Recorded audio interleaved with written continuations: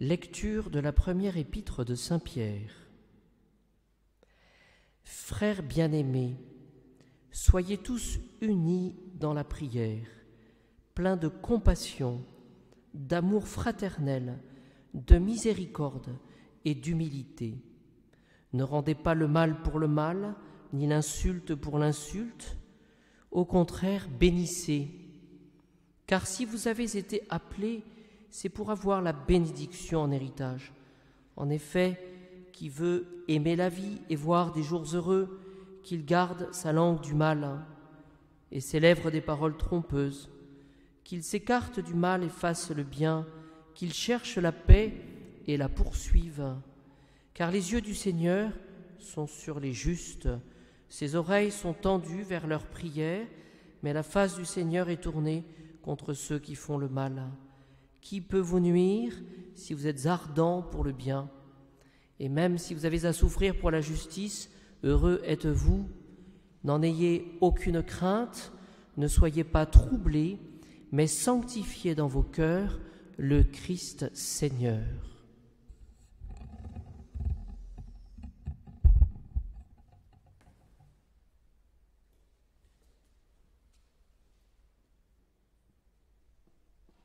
Dominus vobiscum, sequentia, Sancti Evangelii secundum Mattheum.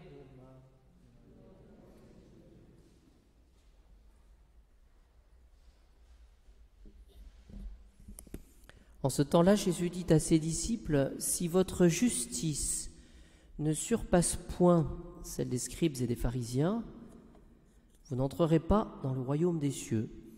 Vous avez appris qu'il a été dit aux anciens, tu ne tueras point, celui qui tuera sera passible du jugement. Mais moi je vous dis, quiconque s'emporte contre son frère sera passible du jugement. Celui qui dit à son frère imbécile sera passible du Sanhédrin. Celui qui dit mécréant sera passible de la géhenne de feu. Si donc tu présentes ton offrande à l'autel et que là tu te rappelles que ton frère a quelque chose contre toi, laisse ton offrande là, devant l'autel. Va-t'en d'abord te réconcilier avec ton frère, et alors reviens présenter ton offrande.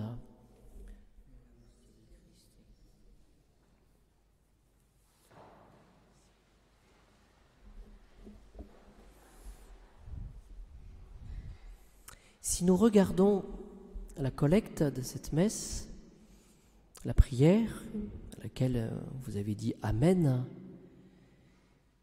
nous voyons que le Seigneur nous prépare aux réalités des choses éternelles. Oui. C'est-à-dire que finalement, ce qui est intéressant dans cette prière, dans cette collecte, c'est que tout ce qui nous arrive dans notre vie, les joies, ça c'est facile, mais les épreuves, les difficultés, les combats que nous avons à mener, eh bien tout cela nous prépare aux réalités éternelles, celles qui sont invisibles. Essayons toujours d'entrer dans ces dispositions de voir plus loin, de corriger finalement cette myopie que nous avons, ce manque de foi que nous avons. De ce passage de l'épître de Saint Pierre, ce que nous pouvons retenir ce soir, ce sont ces paroles « Qui peut vous nuire si vous êtes ardents pour le bien ?» Qui peut vous nuire si vous êtes ardents pour le bien? C'est-à-dire finalement cette condition qui nous est donnée, cette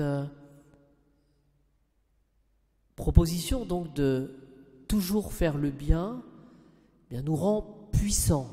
Voilà, puisque si nous faisons le bien, nous ressemblons plus particulièrement au Seigneur qui est le bon Dieu, qui est bon par définition. Voilà. Et donc finalement, l'idéal de notre vie, pas très compliqué, c'est qu'il s'agit de, c'est ce que nous dit notre Seigneur, de ne pas nous laisser vaincre par le mal, mais de toujours faire le bien. Voilà, essayer de faire le bien. Et dans cette perspective, il y a cet évangile qui nous remet finalement devant la réalité de ce que nous sommes et de ce que nous pourrions faire toujours par rapport à ces choses invisibles que nous connaîtrons de manière éternelle. Alors, je retiens simplement 3 choses dans cet évangile.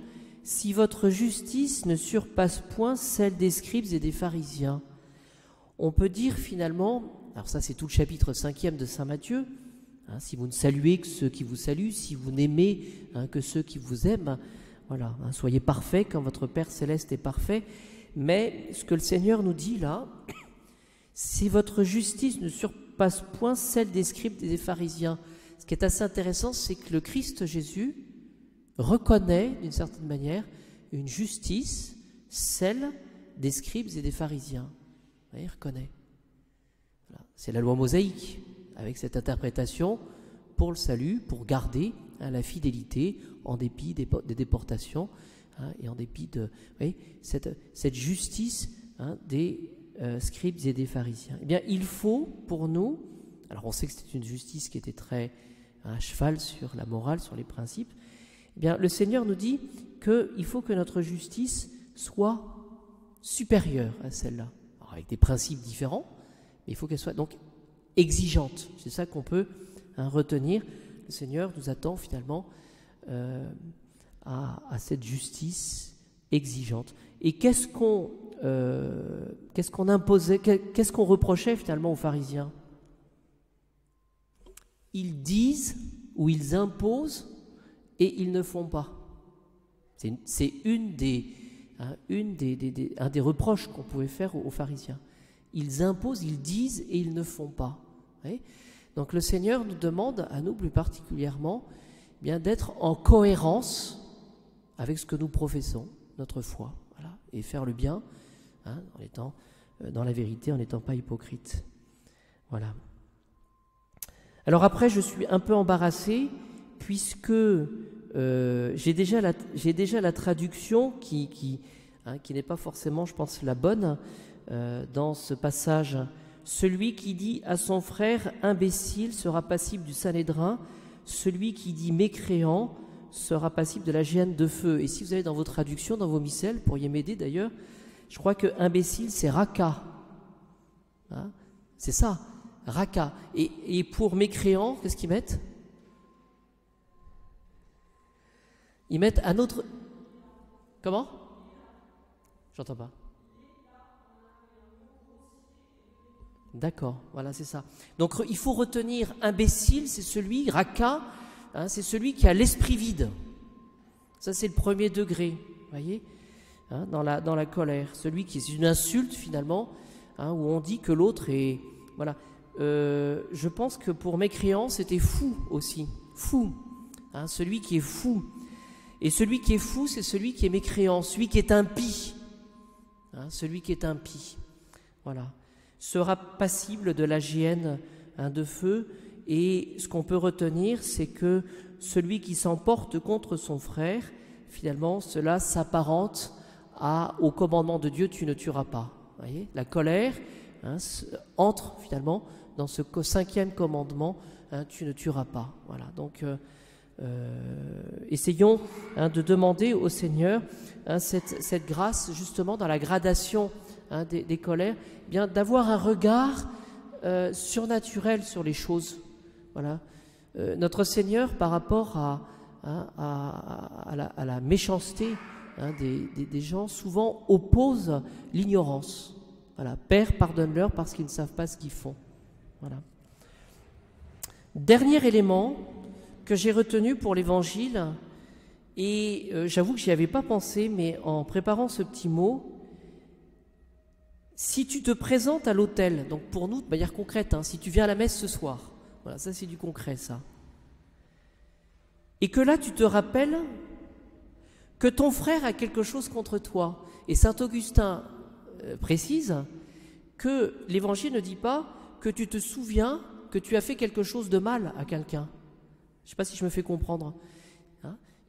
Le Christ ne dit pas, si là tu te rappelles que tu as fait quelque chose de mal à quelqu'un, il ne dit pas ça.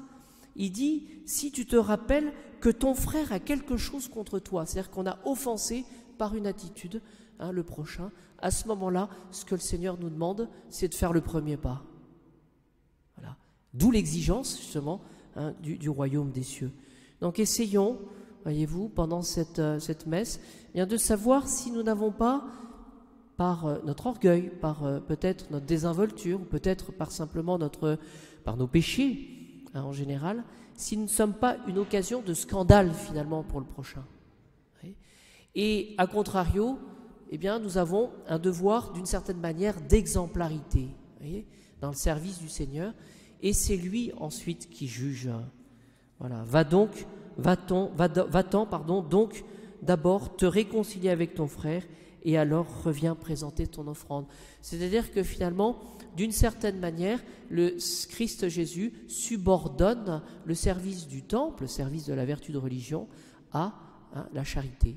C'est-à-dire finalement, il faut essayer de s'arranger avec son prochain d'abord, avant d'exercer la vertu de religion. Donc beaucoup de choses dans ces textes de la messe. Essayons de glaner, ça et là, bien des occasions de grandir et de devenir des saints.